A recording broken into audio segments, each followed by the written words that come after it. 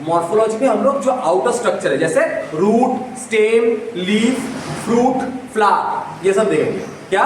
Root, stem, leaf, flower, fruit, ये सब हम लोग पढ़ेंगे मॉर्फोलॉजी में, जो कि हम लोग बाहर से देख पाते हैं। सबसे पहले हम लोग रूट देखेंगे।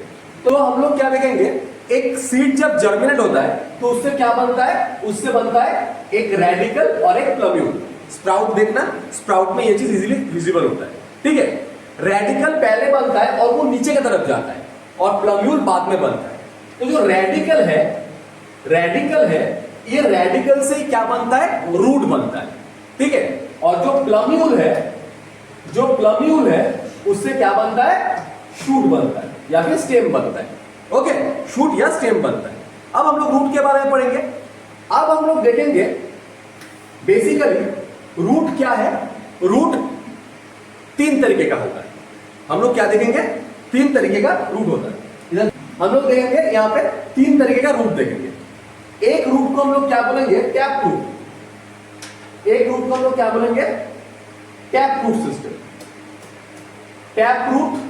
दूसरे को बोलेंगे फाइब्रस रूट और तीसरे को बोलेंगे एडवेंटिशियस रूट। Adventitious root. ठीक से समझना मेरा बात, क्या बोल रहा हूं। मैंने क्या बोला, रूट किससे बना है, हमारा रेडिकल से बना है। अब सोच कि ये एक सीड था, मैं इसको मिटा रहा हूं। यहां पे एक सीड था, एक सीड से रेडिकल निकला था। अब ये रेडिकल ऐसे ग्रो होते होते एक लंबा एक रूट बनाता गया, जिसको हम लोग क्या बोलेंगे, प्राइमरी रूट। क्या बोलेंगे, प्राइमरी रूट। अब प्राइमरी रूट ये क्या बनाता गया, ऐसे करके बड़ा होता होता प्राइमरी रूट बनाता गया। अब प्राइमरी रूट से क्या होता गया, उसका ब्रांच निकलता गया, ऐसे करके ब्रांच निकलता गया। इसको हम लोग क्या बोलेंगे, इसको हम लोग बोलेंगे सेकेंडरी रूट। ओके, उसके बाद क्या होगा, अब अगर ये सेकेंडरी रूट से और भी ब्रांच निकला, उसको हम लोग क्या बोलेंगे, टर्शियरी रूट। मतलब एक है जो रेडिकल एकदम डायरेक्ट ग्रो होके क्या बनाया, प्राइमरी रूट। अब प्राइमरी रूट क्या कर रहा है, प्राइमरी रूट लैटरल साइड में बहुत सारा ब्रांच निकल रहा है, ठीक है, ब्रांच में कन्वर्ट हो जा रहा है। तो जो ब्रांच पहला प्राइमरी रूट से जो ब्रांच निकला उसको बोलेंगे सेकेंडरी रूट, सेकेंडरी रूट से जो ब्रांच निकला उसको क्या बोलेंगे, टर्शियरी रूट, ठीक है। ऐसे करके मतलब एक साथ मतलब सेकेंडरी रूट, टर्शियरी रूट को एक साथ हम लोग क्या बोलेंगे, लैटरल रूट, क्योंकि साइड से निकलता है, ठीक है। तो टैप रूट सिस्टम में क्या होगा, रेडिकल ग्रो होके एक प्राइमरी रूट बनाएगा और उससे सेकेंडरी रूट, टर्शियरी रूट मतलब लैटरल रूट निकलेगा। ये टैप रूट सिस्टम, ठीक है। याद रखना, बेसिकली डाइकोटिलेडन्स प्लांट में, डाइकोटिलेडन्स मतलब क्या, जिसका 2 कॉटिलेडन होता है। हमारा क्या होता है, सीड के अंदर एम्ब्रायो रहता है ना, तभी तो उससे नया प्लांट बनता है ना। तो उस एम्ब्रायो को खाना खिलाने के लिए क्या रहता है, कॉटिलेडन रहता है, ठीक है। कहां पे, सीड के अंदर, एम्ब्रायो के अंदर। अब ये जो जिस प्लांट में 2 करके कॉटिलेडन है उसको हम लोग बोले डाइकोटिलेडन प्लांट, जिसमें एक रहता है उसको बोलेंगे मोनोकॉटिलेडन प्लांट। तो मेनली क्या होता है, डाइकोटिलेडन प्लांट में क्या देखने को मिलता है, हमें टैप रूट सिस्टम देखने को मिलता है। समझ में आया बात, क्लियर है।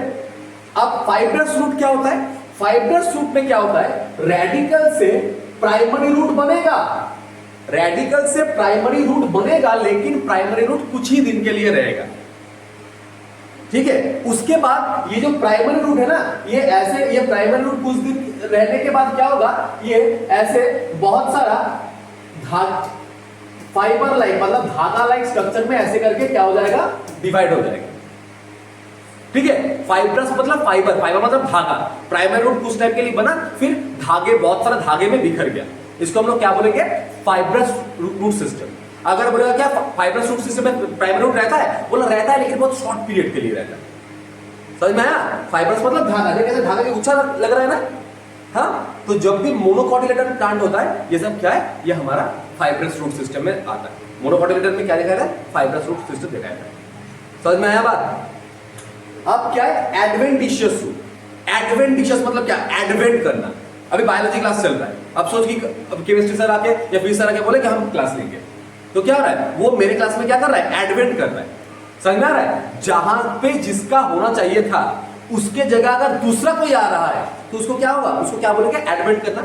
तो हम लोग क्या पढ़े कि भाई रूट किससे बनता है, हम लोग क्या पढ़े, रूट बनता है रेडिकल से। अब अगर रेडिकल के अलावा दूसरा जगह से रूट बन जाता है, उसको हम लोग क्या बोलते हैं, एडवेंटिशियस रूट बोलेंगे।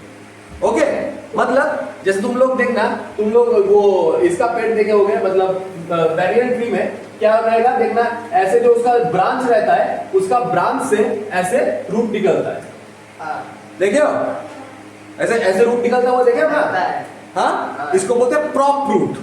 ब्रांच से रूट निकल रहा है, ब्रांच से रूट निकलना नहीं चाहिए था। सब ऐसे देखे हो ना तुम? ऐसे जो रहता है वो प्रॉप रूट सपोर्ट देने के लिए काम में आता है। ओके, या फिर अगर तुम लोग गन्ने का खेत में जाओगे तो शुगर केन में क्या होता है, शुगर केन में देखना कि ऐसा सोचिए एक शुगर केन का पेड़ है, उसका साइड से ऐसे करके बहुत सारा रूट निकलता है। देख स्टेम का नोड से निकल रहा है, इसे क्या बोलेंगे? स्टिल्ट रूट। तो इसको क्या बोलेंगे? ये एडवेंटिशियस रूट बोलेंगे, मतलब ऐसा रूट जो कि रेडिकल से ना निकल के दूसरा जगह से निकल रहा है। समझ में आया? एक बार इनसे रीड कर लेते हैं, ठीक है? In majority of dicotyledon plants, the direct elongation of radical leads to formation of primary root which grows inside in the soil. मैंने बोला कि ज्यादातर डाइकोटिलेडन प्लांट में रेडिकल क्या करता है? डायरेक्टली प्राइमरी रूट बनाता है जो कि सॉइल के अंदर घुसता जाता है, ठीक है? अब it bears lateral root of several orders that refer to as secondary, tertiary, etc. root। मतलब मैंने क्या बोला कि जब रेडिकल से मैंने बोला था कि जो रेडिकल था वो रेडिकल क्या बनाएगा? प्राइमरी रूट बनाएगा, और प्राइमरी रूट से क्या निकलेगा? इस तरीके का लैटरल रूट निकलेगा, जिसको हम लोग क्या बोलेंगे? Secondary root. अब अगर फिर यहां से निकला, इसको बोलेंगे टर्शियरी रूट। साइड में निकल रहा है, इसको क्या बोलेंगे? लैटरल रूट बोलेंगे। ये किस में लिखा है? डाइकोटिलेडन में। ये किसका पार्ट है? टैप रूट सिस्टम का पार्ट है। क्लियर है बात? अच्छा, so the primary root and it branch constitutes the tap root system. ये क्या बनाएगा? टैप रूट सिस्टम बनाएगा। As seen in mustard plant, तो यहां पे हम लोग क्या देखेंगे? ये वाला अगर ये किसका फोटो है? ये मस्टर्ड प्लांट का फोटो है। तो क्या देखेंगे कि अगर मस्टर्ड प्लांट में हम लोग यहाँ पे टैप रूट सिस्टम देखा जा रहा है, तो अगर क्वेश्चन आएगा कि मस्टर्ड प्लांट मोनोकोटिलेडन या डाइकोटिलेडन है, हम लोग क्या बोलेंगे? डाइकोटिलेडन है। क्यों? In monocotyledon plant primary root is short lived and is replaced by large number of root. मतलब क्या होता है? मैंने बोला कि मोनोकोटिलेडन में प्राइमरी रूट बहुत कम टाइम के लिए रहता है और वो बहुत सारा लार्ज नंबर ऑफ रूट में डिवाइड हो जाता है, ठीक है? शॉर्ट लिव्ड होता है प्राइमरी रूट। समझ में आ रहा है बात? अच्छा, अब क्या है? These roots originate from the base of the stem and constitute fibrous root। ये लाइन में मोनोकोटिलेडन है, उसका स्टेम का बेस में से जो फाइब्रस रूट है वो ऐसे सब धागा है, ये धागा क्या हो रहा है? स्टेम का बेस से निकल रहा है मोनोकोटिलेडन में, ठीक है? प्राइमरी रूट क्या था? बहुत शॉर्ट लिव्ड था। Okay, in some plants like grass, monstera and banyan tree, roots arise from the parts of the plants other than the radical. तो कुछ प्लांट में क्या होता है? ये सब क्या है? किसका एग्जांपल है? एडवेंटिशियस रूट का। मतलब अगर रेडिकल के अलावा दूसरा जगह से रूट निकले, कहां पे निकल रहा है? कहां का एग्जांपल है? ग्रास, मॉन्स्टेरा और बैनियन ट्री में। ये सब में क्या हो रहा है? रेडिकल के अलावा दूसरा जगह से निकल रहा है हमारा रूट, तो वो किसका एग्जांपल है? एडवेंटिशियस रूट का एग्जांपल। रूट का फंक्शन क्या है? क्या है रूट का काम क्या है? बेसिकली हमें सबसे पता है कि सबसे पहले रूट क्या करता है? एक पेड़ को मिट्टी के साथ पकड़ के रखता है, एंकर करके रखता है। रूट का काम क्या होगा? एंकरेज करना। और क्या होगा? रूट के थ्रू ही क्या हम करते हैं? हम लोग सॉइल से वाटर, मिनरल्स ये सब लेंगे, है ना? रूट से ही तो मतलब मिट्टी से वाटर, मिनरल सब आता है, तो ये काम है। तो क्या होगा? एंकरेज ऑफ प्लांट करेगा, और क्या करेगा? वाटर और मिनरल को एब्जॉर्ब करता है रूट सॉइल से, और क्या करेगा? प्रोवाइडिंग प्रॉपर एंकरेज, और क्या है? Storing reserve food. क्या होता है? रूट के अंदर कभी कभी हम लोग क्या करते हैं? खाना स्टोर करके रखते हैं, ठीक है? तो खाना को स्टोर ऐसे देखिए, एग्जांपल बोलता हूं, रूट के अंदर खाना स्टोर है कैरेट में और स्वीट पोटैटो में, ठीक है? हाँ, रेडिश। तो इस सब में क्या है? रूट के अंदर खाना स्टोर है, तभी तो हम लोग खाते हैं, है ना? ओके, अच्छा, रूट के अंदर क्या होता है? रूट के अंदर क्या लिखा है यहाँ पे? Synthesis of plant growth regulators. मतलब रूट के अंदर क्या बनता है? हार्मोन्स बनता है। रूट के अंदर क्या बनेगा? ऑक्सिन बनेगा। रूट के अंदर क्या बनेगा? साइटोकाइनिन बनेगा। ये सब हार्मोन्स भी बनता है ना, जो प्लांट के ग्रोथ के लिए जिम्मेदार है। तो ये सब काम है। तो क्या क्या बोले? पहला काम वाटर, मिनरल्स का एब्जॉर्ब करना थ्रू सॉइल। दूसरा काम एंकरेज प्रोवाइड करना, पकड़ के रखना प्लांट को मिट्टी के साथ। और क्या करेगा? वो खाना स्टोर करता है, ठीक है? In the case of sweet potato, in the case of radish, carrot. और क्या करेगा? हमारा बोल लास्ट काम है प्लांट ग्रोथ रेगुलेटर्स, मतलब हार्मोन्स को स्टोर करता है, हार्मोन्स बनाता है ये basically. Regions of the root बहुत इंपॉर्टेंट पार्ट है बेसिकली ये, ठीक है। यहां से क्वेश्चन आएगा, ये पहले जो पढ़ा है कि रूट, ये सब यहां से बहुत कम क्वेश्चन आता है, इजी पार्ट है ना, यहां से क्वेश्चन आता है, थोड़ा घुमा के क्वेश्चन देता है। जितना भी घुमा के क्वेश्चन है हम लोग कर पाएंगे ऐसे करके पढ़ना, ठीक है। एक रूट का 3 मेन रीजन होता है, ठीक है। इधर देखो, एक रूट का मेनली 3 मेन रीजन होता है। क्या? अच्छा, ये यहां पे है मिट्टी, है ना, इसके ऊपर स्टेम है, यहां पे मिट्टी है। अब मिट्टी के सबसे पहला वाला, सबसे पास वाला रीजन को हम लोग क्या बोलेंगे? Region of maturation.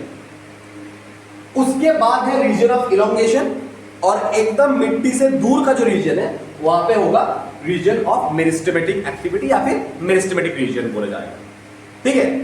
अच्छा, क्लास 9 में हम लोग पढ़े थे कि मेरिस्टेमेटिक सेल क्या करता है? डिवाइड करता है ना। तो अगर एक सेल डिवाइड करेगा तो क्या होगा? रूट का ग्रोथ होगा, है ना। ये एकदम मेरिस्टेमेटिक सेल क्या करेगा? डिवाइड करके क्या करेगा? सोच कि 2 सेल था, 2 से 4, 4 से 8, 8 से 16, 16 से 32, तो क्या होगा? ये रूट को नीचे की तरफ लेके जाएगा। मेरिस्टेमेटिक रीजन में क्या होगा? जो सेल होता है, अब डिवाइड कौन सा सेल करता है? अगर सेल बहुत हार्ड हो गया तो डिवाइड कर पाएगा? डिवाइड करने के लिए सेल को पतला होना पड़ेगा, थिन होना पड़ेगा। याद रखना, मेरिस्टेमेटिक सेल क्या होता है? बच्चा होता है, यंग होता है, उसके अंदर एनर्जी भरपूर रहता है। इसका मतलब उसका वॉल क्या होगा? थिन होगा। उसका जो प्रोटोप्लाज्म होगा डेंस होगा। मतलब क्या? प्रोटोप्लाज्म तो लिविंग चीज है ना, पूरा एकदम बोलता है ना, पूरा लाइफ भर के इसके अंदर। तो क्या होगा? यहाँ पे मेरिस्टेमेटिक सेल क्या होगा? थिन वॉल्ड होगा, प्रोटोप्लाज्म डेंस होगा, और ये क्या करेगा? सेल को डिवाइड कराएगा, ठीक है। कहां पे है? ये एकदम दूर में है, मिट्टी से दूर में है। मिट्टी से दूर वाला पार्ट को हम लोग बोलते हैं डिस्टल पार्ट, और मिट्टी से पास वाला पार्ट को क्या बोलेंगे? Proximal part. अब एक बात बोल, ये मेरिस्टेमेटिक रीजन क्या करेगा? यही तो मिट्टी को फोड़ के एकदम अंदर घुसेगा ना। अब अगर ये बहुत नरम होता है, मैंने क्या बोला कि ये थिन वॉल्ड है, यंग है ना, नरम है। अब ये नरम जब मिट्टी को अगर फोड़ के अंदर घुसेगा, वो तो खराब हो सकता है ना। तो इसका मतलब वहां पे मुझे क्या देना पड़ेगा? उसको कवर देना पड़ेगा। तो रूट कैप कहां पे रहता है? मेरिस्टेमेटिक रीजन के सामने की तरफ रहता है, ठीक है। मेरिस्टेमेटिक रीजन को कवर करके कौन रखेगा? रूट कैप रखेगा। रीजन ऑफ इलोंगेशन का मतलब क्या है? यहां का सेल डिवाइड नहीं करेगा, मगर इलोंगेट करेगा, लंबा बनेगा यहां का सेल। समझ में आ रहा है बात? यहां का सेल क्या करेगा? लंबा होगा। तो अगर बोलेगा कि प्लांट का जो रूट है, उस रूट के ग्रोथ के लिए, लंबाई के लिए कौन जिम्मेदार है? Region of elongation. डिवाइड कौन कर रहा था? Meristematic reason. लेकिन उसको ग्रोथ कौन कर रहा है? उसको लंबा कौन बना रहा है? रूट को रीजन ऑफ इलोंगेशन कर रहा है। समझ में आ रहा है बात? अब मैचुरेशन मतलब ये बूढ़ा हो चुका है, डिफरेंशिएट हो चुका है। बोल जैसे देख, अभी क्या हो रहा है? तुम लोग जब 10 तक थे तब क्या है? तब सब सब्जेक्ट पढ़ते थे। अब क्या है? सिर्फ साइंस पढ़ रहे, कोई सिर्फ पीसीबी, कोई पीसीएमबी, कोई पीसीएम पढ़ रहे। इसके बाद क्या होगा? सिर्फ एक सब्जेक्ट पढ़ोगे। उसके बाद जब तुम लोग अगर रिसर्च करोगे तो वही एक टॉपिक लेकर रिसर्च करोगे। तो जितना एज बढ़ेगा, मैच्योर हो गए, उतना क्या होगा? बोलेगा हम उतना काम नहीं करेंगे, एक काम बढ़िया से करेंगे। इसको तो डिफरेंशिएट करना। जब कोई भी सेल, प्लांट का सेल डिवाइड करना छोड़ दे, lose the ability to divide, इसको बोलते हैं डिफरेंशिएट हो जाना। तो मेरिस्टेमेटिक सेल डिवाइड नहीं करेगा, वो मैच्योर हो जाएगा, ठीक है। तो वो उस वाला रीजन को क्या बोलेंगे? रीजन ऑफ मैच्योरेशन, जो कहां पे होगा? मिट्टी का एकदम पास में होगा, प्रॉक्सिमल एंड में होगा। समझ में आ रहा है बात? एक बात देख, यहाँ पे रीजन ऑफ मैच्योरेशन में ऐसे ऐसे क्या निकल जा रहा है? आउटग्रोथ निकल रहा है। इसको क्या बोलेंगे? रूट हेयर बोलेंगे। क्या बोलेंगे? रूट हेयर बोलेंगे। तो रूट हेयर कहां पे देखने को मिलता है? रीजन ऑफ मैच्योरेशन में मेनली देखने को मिलता है, ठीक है। एक बात याद रखना, रूट हेयर यूनिसेलुलर होता है। स्टेम के अंदर भी हेयर होता है, उसको ट्राइकोम्स बोलते हैं, स्टेम हेयर को ट्राइकोम्स। वो क्या मल्टीसेलुलर होता है, मगर ये रूट हेयर क्या होगा? यूनिसेलुलर होगा। ओके, तो रूट हेयर कहां पे देखा जाता है? रीजन ऑफ मैच्योरेशन में देखा जाता है। याद रहेगा? डिफरेंशिएट देख लेते हैं। तो क्या हो रहा है? The root is covered at the apex by a thimble-like structure called root cap. Thimble-like structure called root cap. ठीक है? Apex में thimble-like structure से covered है, उसको root cap बोलेंगे। It protects the tender apex, नाजुक apex of the root as it makes its way through the soil. तो ये soil में एकदम आराम से जा पाए, तो इसको क्या करेगा? Tender apex को क्या करता है? प्रोटेक्ट करता है कौन? Root cap करेगा। Okay. A few millimeter above the root cap, is the region of meristematic activity. तो ये जो रूट कैप है इसका कुछ मिलीमीटर ऊपर से क्या बन रहा है, रीजन ऑफ मेरिस्टेमेटिक एक्टिविटी, जहां पे ऐसा सेल है जो डिवाइड करेगा, जो कि मेरिस्टेमेटिक सेल है। Okay, the cells of this region, मतलब कौन सा सेल के बात बोला जा रहा है, मेरिस्टेमेटिक सेल के बात बोला जा रहा है, आर वेरी स्मॉल, बहुत छोटा होता है, थीन वॉल्ड होता है, ठीक है, स्मॉल होगा, बच्चा है ना, याद है ना, थीन वॉल्ड पतला होगा और डेंस प्रोटोप्लाज्म, पूरा एकदम जिंदगी, भरपूर जिंदगी उसके अंदर। दे डिवाइड रिपीटेडली, बार बार क्या करता है, डिवाइड करता है। The cells proximal to this region, देख इस रीजन का प्रॉक्सिमल पार्ट में कौन सा रीजन है, क्या हो रहा है, proximal to this region undergo rapid elongation and enlargement are responsible for the growth of the root in length. तो इस रीजन के प्रॉक्सिमल साइड में क्या है, रीजन ऑफ इलोंगेशन, ये क्या करेगा, ये क्या करता है, ये इलोंगेट करता है, ग्रोथ करवाएगा, ये डिवाइड नहीं करेगा, ये इलोंगेट करेगा। तो ये क्या करता है, रूट का ग्रोथ करता है। समझ में आ रहा है बात, रूट का जो ग्रोथ हो रहा है किसकी वजह से हो रहा है, ये हमारा रीजन ऑफ इलोंगेशन की वजह से हो रहा है। तो क्या, the cells proximal to this region undergo rapid elongation and enlargement, बड़ा हो रहा है यहाँ पे, ठीक है, are responsible for the growth of the root in length. This region को क्या बोलेंगे, रीजन ऑफ इलोंगेशन बोलेंगे। The cells of the elongation zone gradually differentiate and mature, मतलब मैं क्या बोलना चाह रहा हूं, जो सेल है, जो हमारा इलोंगेशन जोन का जो सेल है, वो ग्रेजुअली धीरे धीरे क्या करेगा, डिफरेंशिएट करेगा, मतलब अपना डिवाइड करने का एबिलिटी को छोड़ के एक पर्टिकुलर फंक्शन पकड़ लेगा, ठीक है, और क्या कर लेगा, इसको क्या बोलेंगे, मैच्योरेशन बोलेंगे, वो क्या हो जाएगा, मैच्योर हो जाएगा। Hence this zone proximal to the region of elongation, ये जोन भी क्या है, रीजन ऑफ इलोंगेशन के प्रॉक्सिमल एंड में है ना, क्योंकि वो मिट्टी के पास है। Proximal to the region of elongation is the region of maturation, इसको हम लोग क्या बोलेंगे, रीजन ऑफ मैच्योरेशन बोलेंगे। From this region, some epidermal cells form very fine, delicate, thread-like structure called root hairs. तो क्या मैंने बोला, इस रीजन से, इस रीजन का जो एपिडर्मल सेल है, मतलब इस रीजन का जो बाहर के तरफ का जो सेल है, वो क्या करेगा, बहुत फाइन, डेलिकेट, को बहुत छोटा, नाजुक, ठीक है, क्या करेगा, एक धागा स्ट्रक्चर निकालेगा, जिसको हम लोग क्या बोलेंगे, रूट हेयर बोलेंगे। बार बोल रहे हैं, ये क्या होता है, यूनिसेलुलर होता है, ठीक है। नेक्स्ट एनाटॉमी में हम लोग ये देखेंगे। दिस रूट हेयर्स, ये क्या करेगा, ये एब्जॉर्ब करेगा सॉइल को, मिनरल्स को, पानी से। ओके, अब स्टेम देखेंगे, रूट हो गया, स्टेम कहां से बनता है, प्लम्यूल से बनता है, सीड से, रेडिकल से बना रूट, और प्लम्यूल से क्या बना, स्टेम। ओके, तो इसका फीचर्स देख लेते हैं। What are the features that distinguish stem from a root, क्या रहेगा, रूट, और जैसे देख, जैसे मैं बोल रहा हूं कि पोटैटो क्या है, अंडरग्राउंड स्टेम है, लेकिन स्वीट पोटैटो क्या है, अंडरग्राउंड रूट है। तो आप कौन होते हो बोलने वाला कि वो स्टेम है, वो रूट है, कैसे पता चलेगा, है ना। हम लोग देखेंगे पोटैटो में या फिर जिंजर में क्या होता है, देखना इस तरीके का ऐसे नोड रहता है, पोटैटो में रहता है, बोले पोटैटो कहां रहता है, पोटैटो में रहता है, ऐसे पोटैटो के अंदर ऐसे देखना गड्ढा रहेगा, इसको बोलते हैं आई ऑफ पोटैटो, ये भी नोड है। ओके, तो हमें याद रखना पड़ेगा कि स्टेम के अंदर क्या रहता है, नोड रहता है, ठीक है, ये क्या है, ये नोड, स्टेम के अंदर क्या रहेगा, ऐसे नोड रहेगा, और नोड के बीच वाला स्पेस को क्या बोलेंगे, इंटरनोड बोलेंगे। तो स्टेम में क्या रहेगा, नोड और इंटरनोड रहेगा। इस नोड के अंदर क्या रहता है, एक special type of meristematic cells का गुच्छा रहता है, जिसको लोग बड बोलते हैं, ठीक है। इससे क्या बनेगा, यहां से हमारा ब्रांच बनेगा, लीफ बनेगा, ये सब बनता है, ठीक है। इसलिए इसको, ये नोड में special type of meristematic tissue रहता है। अब लेकिन रूट में क्या होता है, नोड इंटरनोड नहीं रहता, ये मेन डिफरेंस है रूट का और स्टेम का। ओके, तो क्या बोला जा रहा है यहाँ पे, so the stem is the ascending part of the axis bearing branches, leaves, flower and the fruits. तो हमारा जो असेंडिंग पार्ट है, स्टेम से जो असेंडिंग पार्ट निकला, वो सॉरी स्टेम बोल रहे हैं, मतलब सीड से जो असेंडिंग पार्ट निकला, वो उसको क्या बोलेंगे, स्टेम बोलेंगे।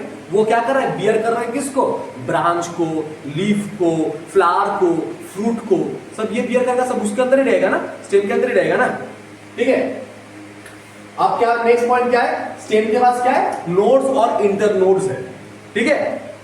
The region of the stems where leaves are born are called nodes while internodes are portion between the nodes। मैंने बोला कि जहां से क्या बनेगा, लीव्स वगैरह बनेगा, उसको बोलेंगे नोड, और दोनों नोड के बीच वाला पार्ट को क्या बोलेंगे, इंटरनोड बोलेंगे। मैंने क्या बोला कि स्टेम क्या होता है, स्टेम बियर्स बर्ड विच में टर्मिनल और एक्सिलरी। स्टेम के अंदर जो बर्ड रहता है, जिससे ब्रांच लीफ वगैरह निकलता है, वो कहां पे रहता है, दोनों पोजीशन में रहता है। देख मेरा बात सुन, दोनों पोजीशन में रहेगा। एक कहां पे रहेगा, एक ऐसा एंड में रहेगा। कहां पे रह सकता है, एक एंड में। जो बर्ड है जिससे नया ब्रांच निकलेगा या फिर लीफ निकलेगा, वो या फिर फ्लावर निकलेगा, उससे क्या होगा, वो एकदम एंड में रह सकता है। अगर एंड में रहा बर्ड तो उसको बोलेगा टर्मिनल बर्ड, ठीक है। और अगर ऐसा पोजीशन में रहा, इसको बोलते हैं एक्सियल पोजीशन, तो इसको क्या बोलेंगे, एक्सिलरी बर्ड बोलेंगे, ठीक है। तो बर्ड का लोकेशन के हिसाब से दोनों जगह में रहेगा, एक टर्मिनल पोजीशन में तो टर्मिनल बर्ड, और एक ऐसे एक्सियल पोजीशन में उसको क्या बोलेंगे, एक्सिलरी बर्ड, ठीक है। Stem is generally green when young and later often become woody and dark brown. Stem में क्या होता है, स्टेम जब यंग रहता है, यंग स्टेम ग्रीन कलर का होता है ना, उसमें क्या रहता है उस टाइम में, उसके अंदर क्लोरेनकाइमा रहता है, ऐसा पैरेंकाइमा जिसके अंदर क्लोरोप्लास्ट हो, वो क्या करता है, फोटोसिंथेसिस करता है, ठीक है, तब वो ग्रीन रहता है। हाँ, जब वो बूढ़ा होता जाएगा, उसके अंदर क्या होगा, लिग्निन सुबेरिन जमता जाएगा, और क्या हो जाएगा, वो डार्क हो जाएगा, डार्क ब्राउन कलर का होता जाएगा, है ना। अच्छा, तो मेन फंक्शन क्या है स्टेम का, the main function of stem is spreading out the branches and bearing leaves, flowers, fruit, ये सब है। तो क्या होगा, स्टेम क्या करेगा, अपना ब्रांच को ऐसे निकाल देगा, उसमें fruit, flower, stem, sorry leaf, ये सब रहेगा, है ना। अच्छा, नेक्स्ट, अब एक बात बोल, सोच कि ये स्टेम है, ये एक स्टेम है, इसके इधर पत्ता है, इसके इधर क्या है, इसके इधर पत्ता है। अब यहाँ पे ये जो रूट से क्या होगा, जो वाटर जाएगा पत्ते तक जाने के लिए क्या करना पड़ेगा, उस वाटर को कॉन्डक्ट करना पड़ेगा थ्रू जाइलेम, है ना। और पत्ते के अंदर जो खाना है, वो खाना बाकी बॉडी में कैसे पहुंचेगा, थ्रू फ्लोएम। तो स्टेम क्या करता है, हमारा वाटर को और फूड को कॉन्डक्ट करने में हेल्प करता है। स्टेम से तो जा रहा है ना ये, है ना। तो क्या बोला जा रहा है, वही लिखा है, it conducts water, minerals and photosynthesis, मतलब फोटोसिंथेसिस से जो चीज बना है, फोटोसिंथेसिस में क्या बनता है, ग्लूकोज बनता है। लेकिन एक चीज याद रखना, वो जब ट्रांसपोर्ट होता है तो in the form of sucrose होता है। ये बहुत इंपॉर्टेंट क्वेश्चन है। बनेगा फोटोसिंथेसिस, क्या बनेगा, फोटोसिंथेसिस में ग्लूकोज बनेगा, स्टोर होगा in the form of starch, लेकिन जब ट्रांसपोर्ट होता है वो फॉर्म होता है in the form of sucrose. Okay, अच्छा, some stems perform the function of storage of food, आलू, है ना, क्या करता है, आलू अदरक, इसमें क्या होता है, हमारा फूड स्टोर होता है, तभी तो हम लोग खाते हैं, सपोर्ट देता है स्टेम तो सपोर्ट देने की काम है उसका। Production and vegetative propagation, vegetative propagation मतलब क्या होता है, कभी कभी क्या होता है, स्टेम से नया प्लांट बन जाता है, इसको क्या बोलेंगे, वेजिटेटिव प्रोपागेशन बोलेंगे। आलू के अंदर देखना, आलू अगर गोडाउन में कुछ दिन रख दोगे तो उसका जो आई, मैंने बोला उसके जो आई वाला पोर्शन है, यहाँ पे व्हाइट मेटल लगा, बर्ड बन जाएगा, उससे नया प्लांट उगेगा। ये क्या हो रहा है, वेजिटेटिव प्रोपागेशन हो रहा है। तो क्या होता है, ये एक स्टेम से नया प्लांट बनने में हेल्प कर रहा है। हो गया ना।